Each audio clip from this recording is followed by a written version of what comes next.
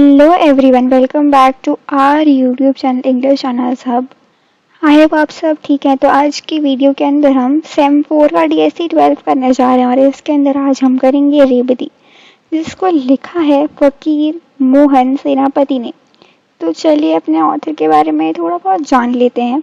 तो इनको रिगार्ड किया जाता है father of modern Odia literature के नाम से।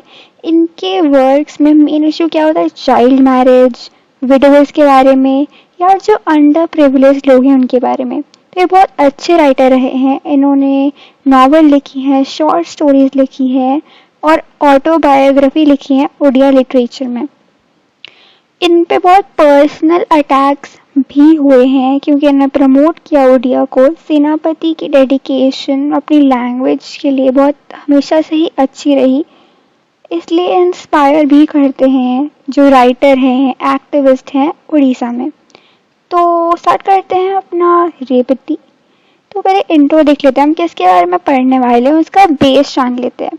तो रेवती एक बहुत बढ़िया वर्क है हमारे ऑथर का। इसके अंदर हम क्या पढ़ने वाले हैं? Feminism, girl education, desire, superstition. तो मेन थीम घूमेगी हमारी प्रोटैगनिस्ट गर्ल रेवती के अराउंड, जो पढ़ना चाहती है।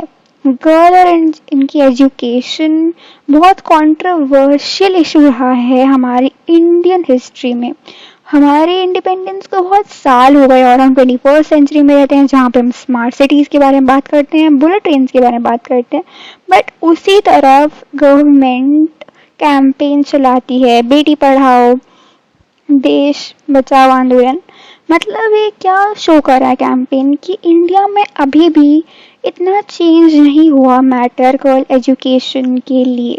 तो इन्होंने एग्जाम्पल भी दिया है। इस 2015 में यूनिवर्सिटी ऑफ अलीगढ़ ने गर्ल्स को अलाउ नहीं किया कि वो एंटर करें लाइब्रेरी। तो चलिए अपनी समरी से स्टार्ट करते हैं अपने चैप्टर की, मतलब चैप्टर ही स्टार्ट करते हैं।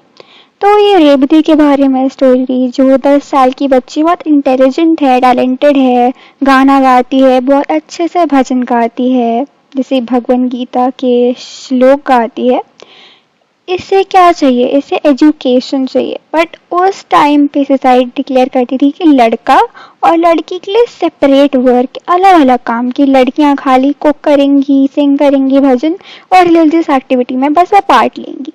श्याम माँ बंधु, जो कि फादर है इस रेवती का, उसका कैरेक्टर बहुत मॉडर्न है क्योंकि वो चाहते हैं कि उसकी बेटी का भी राइट है कि वो पढ़े। वो फेवर में है कि उसकी डॉटर पढ़े। डिसाइड करते हैं कि चलो इसको मैं गर्ल स्कूल भेजता हूँ, स्कूल के।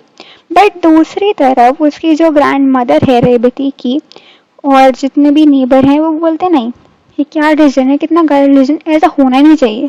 उसको घर के काम पढ़ाओ और भजन करेगी वो। बट उसी तरफ वासुदेव आता है विलेज में स्कूल टीचर बन के।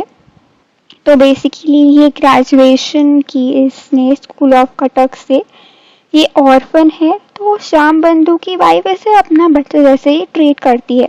इसके रिस्पॉन्स में वो बहुत रिस्पेक्ट करता है, केयर करता है फैमिली की मेंबर की। तो वो रोज जाता है, रेवती को सिखाता है, पढ़ाता है। ग्रैंड मदर को ये सब पसंद नहीं आ रहा, इतना पढ़ाई का माहौल, वो भी लड़की के लिए। नहीं नहीं नहीं, उसे ग्रैंड मदर को बिल्कुल पसंद नहीं आ रहा। वो सोच रही है अरे लड़की क्यों ही पढ़ेगी। बट बासु को कोई फर्क नहीं पड़ता, जो भी उसकी ग्रैंड मदर चाहे। और एक साइलेंट लव स्टोरी भी स्टार्ट हो ही जाती है रेवती और बासु के बीच में। बट उन्होंने कभी कन्फेस नहीं किया अपने लव एक दूसरे के लिए। नेबर्स को भी लगता है हाँ कुछ तो हो रहा है इन दोनों के बीच में। तो एक दिन क्या होता है, गांव में ट्रेजेडी होती है। क्या ट्रेजेडी होती है कि कॉलेरा फैल जाता है। कॉलेरा एक डिजीज होता है जो कि गांव में फैल जाता है। श्याम बंधु और उसकी वाइफ की डेथ हो जाती है इस डिजीज के इफेक्ट की वजह से। श्याम बंधु एक ही रिस्पॉन्सिबल पर्सन था फैमिली के लिए, जो जिसकी डेथ हो गई है। अब उसकी फैमिली ऑर्फन हो गई है, इसका कोई नहीं है। जमींदार ने जैसे फैसिलिटीज हैं सारी ले ली है फैमिली से और कोई भी अवेलेबल नहीं है कि वो हेल्प करे फैमिली की, तो उनको लगता है कि अगर वो हेल्प करेंगे तो वो भी अफेक्ट हो जाएंगे कॉलेरा से। तो लास्ट होप कौन बचा? बासु, जो हेल्प कर रहा है फैमिली की हर स्टेप पे।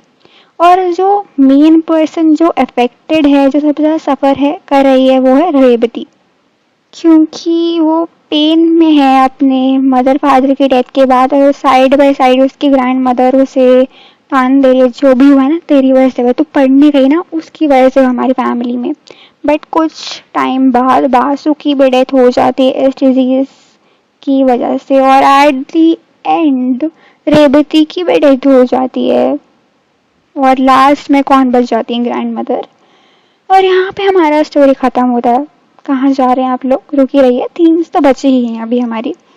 तो मेन थीम्स क्या रही? गर्ल एजुकेशन और सोसाइटी का क्या रिस्पॉन्स है गर्ल एजुकेशन के लिए, लव और उसकी डिजायर, मतलब जो लव था रेवती और उसकी टीचर के बीच में, पावर ऑफ नॉलेज, कि नॉलेज तो लड़की चाहती थी, उनके नॉलेज से ग्रोथ होता है हमारा, बट सोसाइटी के प्रेशर की वजह से वो नहीं पूरी कंप्लीट कर पाई। फिर भी उसने करेज दिखाई और सोसाइटी की लिमिटेशन से उठ के उसने पढ़ाई की। तो यहाँ पे हमारा वीडियो ख़त्म होता है, और यहाँ तक देख लिया आप लोगों ने, तो लाइक शेयर कमेंट सब्सक्राइब करते हुए जाना। आई होप आप सबको ये सब अच्छे समझ में आ गया। और ये PDF अवेलेबल है बिल्कुल फ्री में हमारे टेलीग्राम चैनल पे। Until then, thanks for watching. Bye bye. खत्म। Bye bye, tata, good bye.